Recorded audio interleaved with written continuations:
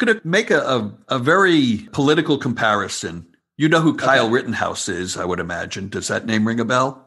I would love to say that I do.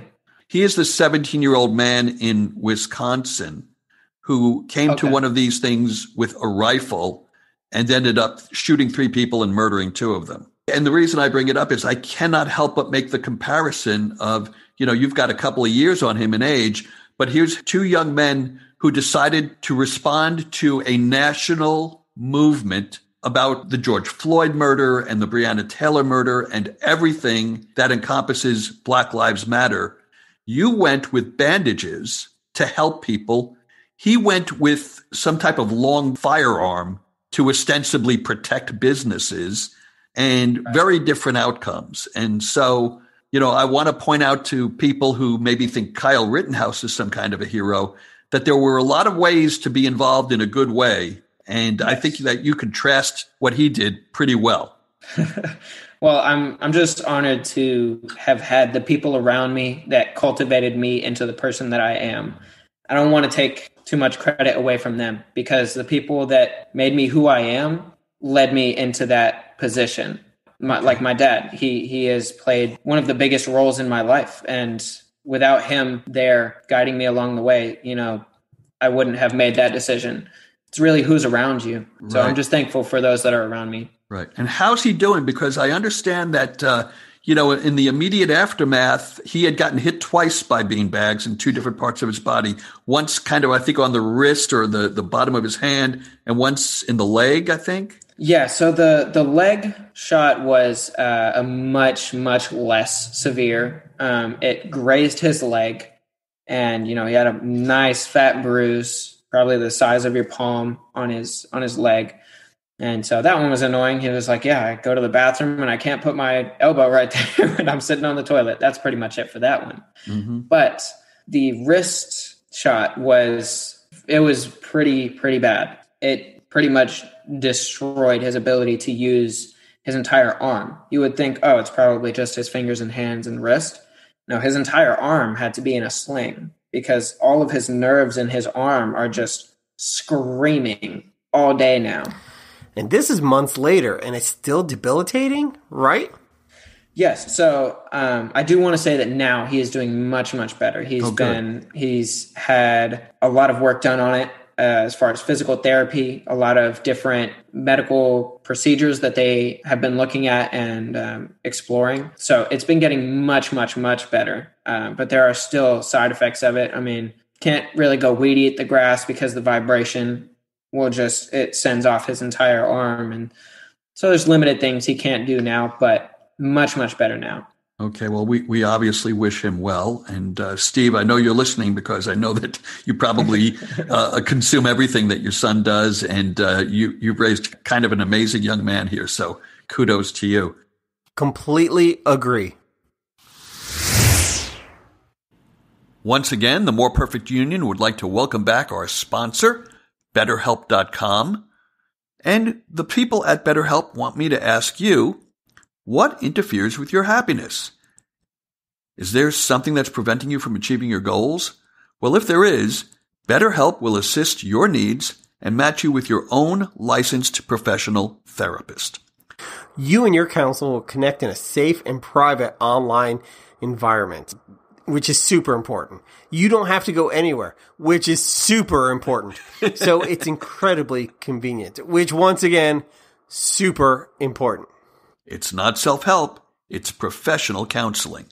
You can send a message to your counselor anytime, and you'll get timely and thoughtful responses. Plus, you can schedule weekly video or phone sessions, all without ever having to sit in an uncomfortable waiting room ever again. In fact, you can start communicating with your counselor in under 24 hours. And there is a broad range of expertise available, which may not be locally available in many areas. People, I live in Cincinnati. I can tell you what that's like, not having anything available. This is wonderful. This is good stuff. In fact, so many people have been using BetterHelp that they are recruiting additional counselors in all 50 states.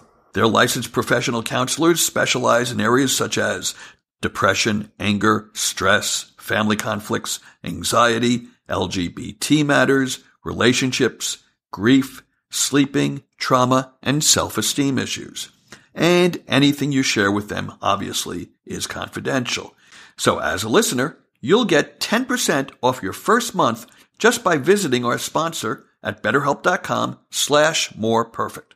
Join over 1 million people who have taken charge of their mental health. Again, that's BetterHelp, HELP.com/moreperfect. Do it today. And now back to our conversation with Jeremiah Hinberg. So you come out of that event or that experience and you've got a newfound appreciation for what the Black Lives Matter movement means and what's going on in the country around you. So yeah, I was out of touch with politics and news. It just really wasn't a big thought for me. You know, I was concerned with my own life. And once I went to this protest, it shed light on, you know, there's so much more going on in the world. And so it did get my toes wet, maybe my whole leg wet. So you come home and you're probably, I'm filling in the blanks here. You're probably thinking, well, I've had this experience. I'm really moved. I want to do something. How can I express what I want to do? Whose idea was the car? Was it yours? Was it your girlfriend's? You know what? It wasn't either of ours. And I wish that I could remember or have met the person actually that inspired us to do it, because we were on the way to my dad's house and just driving through the neighborhood, we saw somebody with their red Mazda. It looks like a brand new car. And on all of the windows, you know, the front window, all the sides, the back window. So this car isn't driving anymore, just filled with names. And I was like, wow, that's something right there. You know, that's a piece of art right there. And so over the next week, it just kind of built up in my brain. I was like, you know, this is her idea, but I want to make it my own, and I want to do this. And so just over the next week, we got motivated, and she takes 100% for the credit for the artwork. That was not me. This is your girlfriend you're talking about. What's her first name? Kelsey. Kelsey. Okay. So Kelsey did the artwork with you, and you start doing the artwork and adding the names. Now, let me just ask you this. What year is your car? Because it looks pretty nice in the photos. It's not a clunker. It's not by any means. It's a 2019 car that I was absolutely blessed. Just, I have no words to express how thankful I am to be able to have that car, but I have it. And right. So you have this beautiful car. It happens to be a very dark color or black. I can't tell from the photos whether it's dark blue or black. It looks black to me. Cherry ride. And you start creating this artwork on it. And you didn't obviously have 1,546 or whatever the number is names at the beginning. You slowly built over it. You had to do research probably to find the material. Did you research any of the names as you were putting them on, or did you just go by lists? So that's a good question. That's a really, really good topic that I love talking about. The research it took about 2 days before I decided on what I was going to pull from. Because I did not want duplicates of names on there. I wanted just one of each name. I wanted to maximize the space on there. And so I found a website that had been tracking this as far back as 2014. And the next day I just started writing names. It was a lot of emotions to write the first letters on there. Because, I mean, it's starting an adventure, starting a very large art piece. There's sadness mixed in with you're memorializing someone who's dead. Exactly, with this. Yeah. It's like creating a small gravestone, really. Yeah, the way I think of it is, I'm not sure what they're called, but in cemeteries when they have the really big stones that are it's just lines and lines and lines and lines of names. That's kind of what I picture my car as. It's just it moves now and it draws more attention. Yep. Yeah. Yep. So let's talk about some of the reaction to it. First of all, you start doing this, then you're probably driving it to the market or wherever you need to go. What kind of response did you get from people who actually saw the car out in the real world?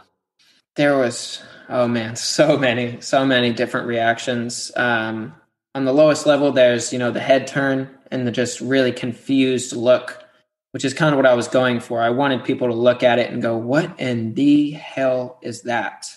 But a lot of people, just a lot of heads turning, just driving down the road. People will pull up right there in your blind spot, and they'll just sit there and look at it.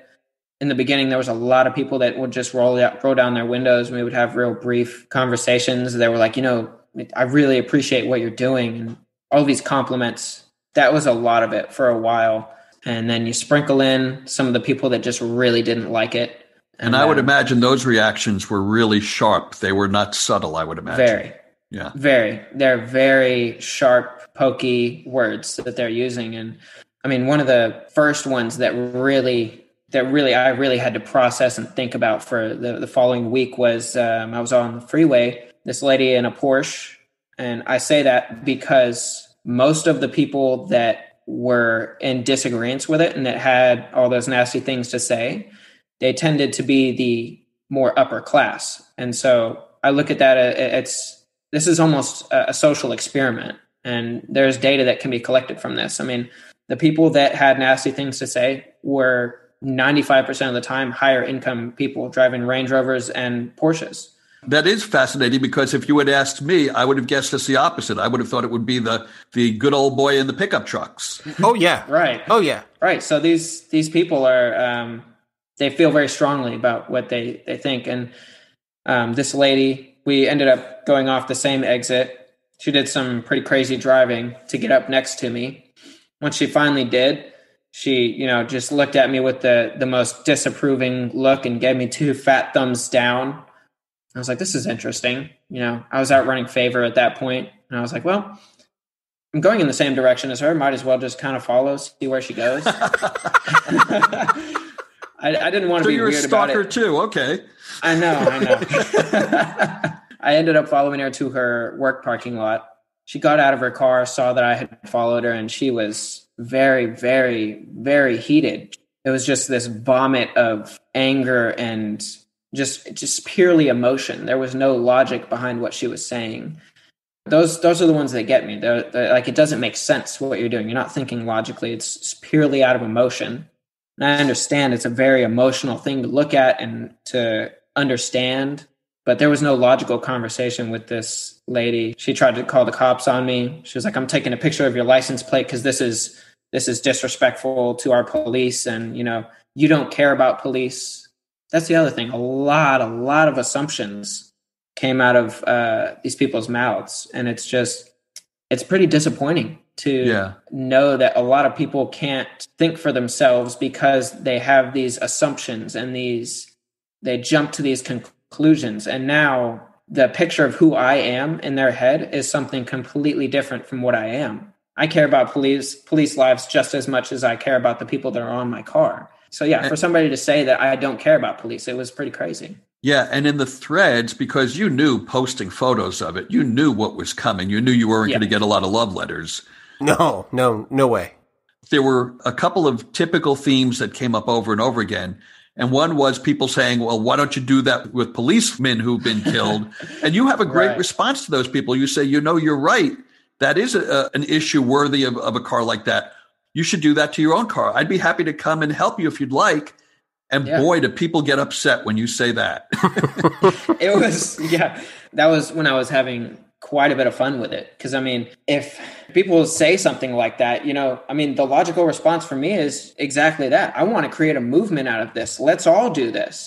This is one of the most nonviolent but most expressive ways that I have found to get your ideas out there. And so if you care about it that much, then please put it on your car. This would be amazing. Let's fill up a parking lot with people who have written on their cars, the people that matter to them.